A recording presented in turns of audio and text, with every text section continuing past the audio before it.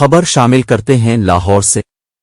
نگران وزیر اعلیٰ پنجاب محسن رضا نقوی نے کیمپ جیل کا طویل دورہ کیا اور بیرکس میں جا کر قیدیوں کے مسائل سنے، جیل میں قیدیوں کے لیے فراہم کردہ سہولتوں کا تفصیلی جائزہ لیا۔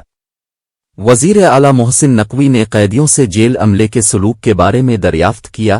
بعض قیدیوں نے جیل عملے کی جانب سے تشدد کی شکایات کیں، جس پر وزیر اعلیٰ نے ایڈیشنل چیف سیکریٹری داخلہ کو تشدد کی شکایات کی تحقیقات کرنے کی ہدایت کی۔ وزیر اعلیٰ محسن رضا نقوی نے بے گناہی ثابت کرنے کے حوالے سے قیدیوں کے لیے خصوصی کمیٹی تشکیل دینے کا اعلان کیا۔ کمیٹی ہر قیدی سے فردہ ملاقات کرے گی اور شواہد کا جائزہ لے کر بے گناہ قیدیوں کے بارے میں رپورٹ پیش کرے گی۔ کمیٹی کی سفارشات کی روشنی میں بے گناہ قیدیوں کو رہا کرنے کے لیے قانونی کارروائی عمل میں لائی جائے گی۔ نگران وزیر اعلیٰ نے قیدیوں کے لیے ایئر کولر نہ ہونے پر شدید برہمی کا اظہار کرتے ہوئے 3 روز میں تمام بیرکس میں ایئر کولر لگانے کا حکم دے دیا۔